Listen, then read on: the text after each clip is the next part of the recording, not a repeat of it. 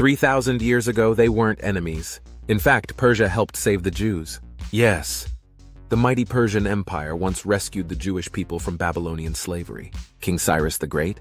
He wasn't a villain, he was a hero. He allowed the Jews to return to Jerusalem and rebuild their temple. For a moment in time, Iran, then Persia, and Israel shared a sacred alliance. But how did that friendship rot into hatred? Why does Israel see Iran as an existential threat today? And why does Iran label Israel the little Satan?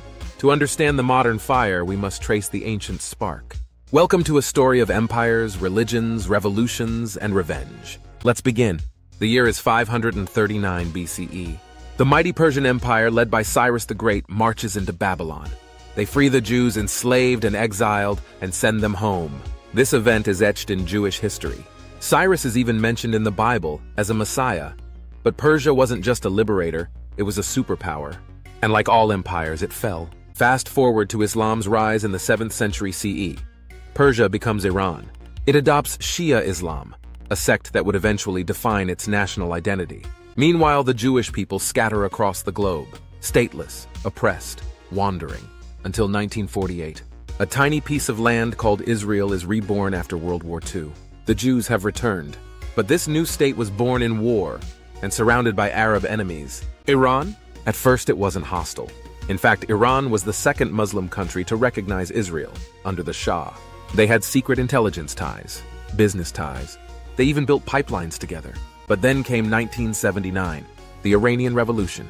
A nuclear-level shift.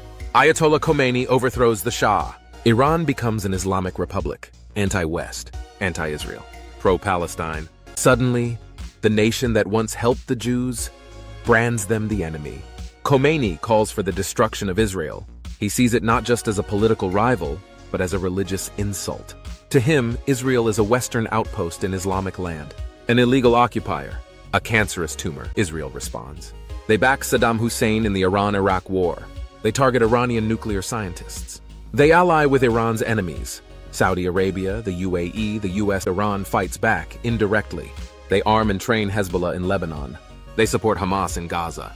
They turn Iraq and Syria into proxy battlegrounds. By the 2000s, the conflict has gone global. Iran pushes its nuclear program. Israel launches Stuxnet, a cyber weapon that cripples Iran's centrifuges. Mossad assassinates top Iranian scientists. Iran retaliates through drone strikes, militias, and more proxy wars. And let's not forget, 2011 Arab Spring, 2015 nuclear deal, 2020 Abraham Accords. Each twist in the Middle East only pours fuel on this ancient fire. Today, the hatred isn't just ideological, it's strategic. Iran wants to dominate the Middle East.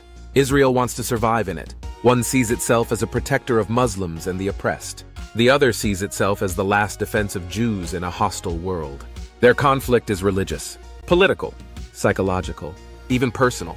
Because in their minds, it's not just about land or nukes, it's about identity. Israel fears that Iran will one day nuke it. Iran fears that Israel will always undermine its power. So who wins in this war of hate?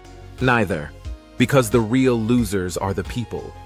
The Israelis who live under rocket fire, the Iranians struggling under sanctions, and the next generation who might never know peace. But now you know, this hatred isn't new. It's ancient, it's tragic, and it's far from over. Stay tuned, because in the next episode we'll break down the global chessboard, who will stand with Israel and who will side with Iran.